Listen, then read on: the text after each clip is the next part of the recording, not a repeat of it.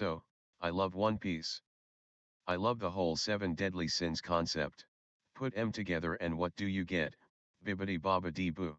But in all seriousness, I've been looking at the Warlords and I think I've managed to figure out what deadly sin most applies to each one. I don't know if Oda did it on purpose or not, but here we go regardless. So let's lay out some rules. First, I'll only be talking about the original 7 warlords.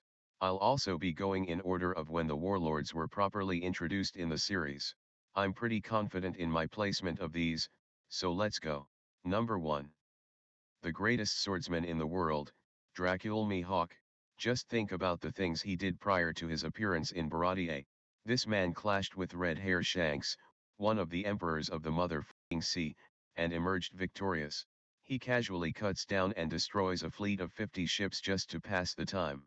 All the other warlords had some type of goal for aligning with the world government, but Mihawk literally only became a warlord to get them to piss off.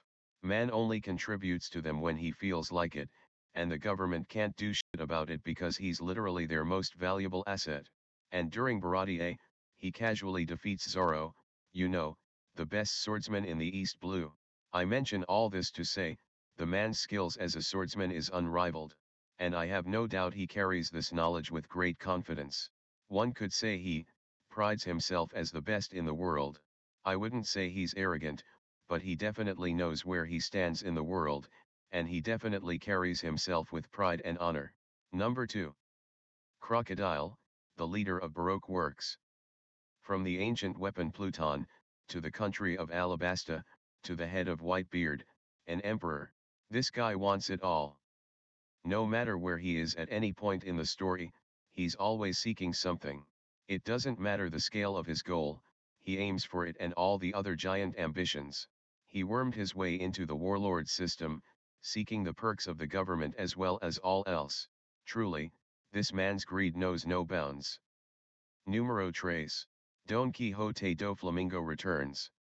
You'll understand my placement of his sin once I lay out some things he went through. Dragged from a privileged lifestyle to one of poverty and suffrage because his father was a yellow belly retard. Tortured and burned by a vicious mob. Couldn't even return to the Holy Land after offering his father's head. Betrayed by his brother, even though he totally deserved it. And let an absolute loser use his flag, only for that loser to get one punched, just to name a few. He swore revenge on all those who wronged him.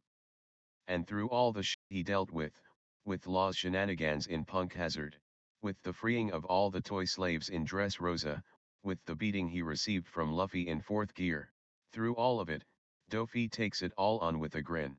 But behind the gesture, the jokes, the smile, is a seething demon. His wrath is like the flame that scarred him as a child, and threatens to do the same to the rest of the world. Number 4. Gecko Moria. Gee, I don't know guys, this one's a bit tough. I got it. The sin of lust, because he is in all seriousness, this big body built ass has no ambition or drive. He is carried by zombie slaves, and status as a warlord. Got packed up by Kaido and was traumatized for life. Hiding and cowering under the darkness of the Florian Triangle, the loser gave up on any hope for becoming king of the pirates. For reference, he's like what Luffy would have been if he caved into his sorrows at the end of Marineford. And Moria's slothfulness, ultimately, is what led to his defeat at the hands of Luffy.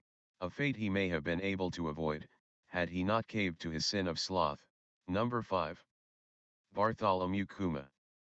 He's a big boy, and one of the strongest in terms of mental endurance. He takes on the pain and burdens of so many, and never gets enough. One could say he's a glutton for punishment. If you thought this man ate, you'd be right. The pain of everyone at the church, he ate it. All the pain dealt to him by the celestial dragons, he ate it. His daughter's disease, he ate it. No Bama. He was a man who took all the pain thrown his way, reaching a breaking point after his wife Jenny dies. But after he was turned into an unfeeling cyborg, the limits to which he can endure are seemingly endless. But in reality, the life he's led up to that point is proof of the pain he ate. And of course those memories, now exist with his beloved daughter. Number 6. Boa Hancock, the snake princess. This one is pretty obvious as well. Her devil fruit literally lets her turn the people that lust over her to stone. Granted, there was that scene with snake, so I'll assume it's not just lust. Any kind of positive feeling of adoring or fondness works. The ironic thing about her fruit's name, the love fruit, is that it doesn't work on anyone who seems to genuinely love her, or are completely innocent people. Think about Luffy as an example.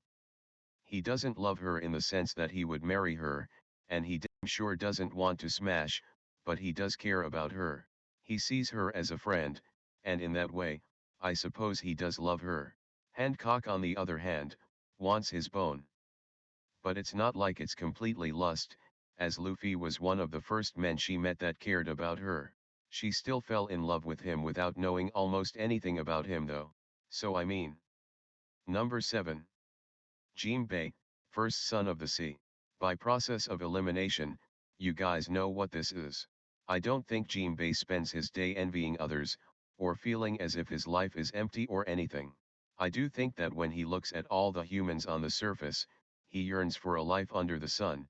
He yearns for he and his people to finally be equal to the humans in all aspects. In a way, I suppose Jinbei does envy humans.